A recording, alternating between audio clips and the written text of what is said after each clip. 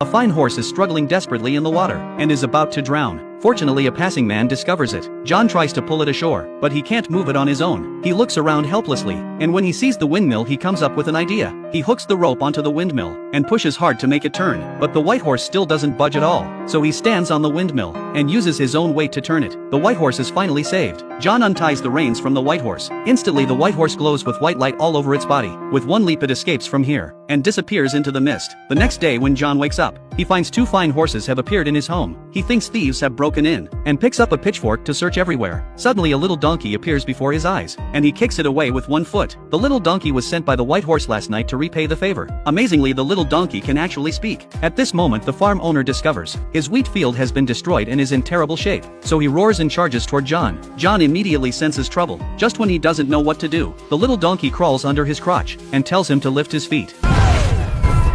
To compensate the farm owner for his wheat field, he comes to the market planning to sell the fine horses. Soon it attracts a crowd of onlookers. People are calling out bids one after another, and this is also seen by the king. In order to get the fine horses, he comes down with his men, and falsely accuses John of stealing his fine horses. The helpless John can only watch as the king snatches the fine horses away. Just like that, the king leaves with the fine horses, but the little donkey can't stand it anymore, and decides to help John get the horses back. The little donkey blows a whistle. The next second,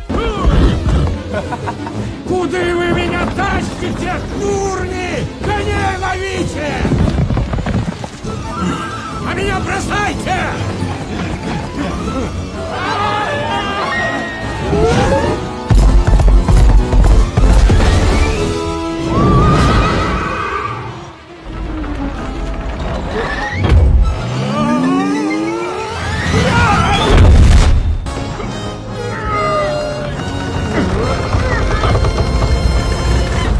he makes the king lose face in front of the crowd, but the king cannot eliminate John in public, so he grants John a position to eliminate him once he enters the castle. When the king sleeps at night, he has a terrifying dream. John has taken away his throne, and even dragged him to the guillotine. The king is immediately startled awake. In order to eliminate John, the king sends him to destroy the fire phoenix. Legend has it the fire phoenix lives in the deepest part of the desert, and will destroy soldiers who approach. John rides the donkey and sets off again. Soon John arrives at the depths of the desert. To lure out the fire phoenix, John takes out the nuts he prepared in advance, and scatters them all on the ground. Just when John thinks it's not working, suddenly red light emerges from the ground. A fiery red phoenix bursts out of the earth. The fire phoenix slowly spreads its wings, and launches itself into the sky. John is stunned by this scene. The phoenix discovers the nuts on the ground. It carefully picks up a nut, and tosses it into its mouth, swallowing it in one gulp. It finds this thing extremely delicious. Unaware it has already fallen into John's trap. John had put sleeping drugs in the nuts. At this moment the phoenix begins to stagger, and its eyes start seeing double.